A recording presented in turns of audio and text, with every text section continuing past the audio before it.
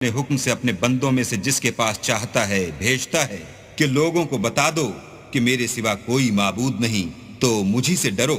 خلق السماوات والأرض بالحق تعالى عما يشركون.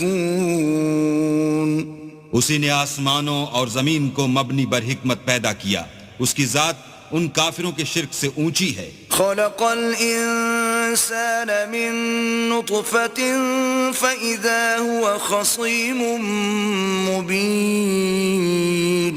اسی نے انسان کو نطفے سے بنایا مگر وہ اس خالق کے بارے میں اعلانیہ جھگڑنے لگا. والأنعام خلقها لكم فيها دفء ومنافع ومنها تأكلون. اور چار پایوں کو بھی اسی نے پیدا کیا، ان میں تمہارے لیے جڑاول اور بہت سے فائدے ہیں، اور ان میں سے بعض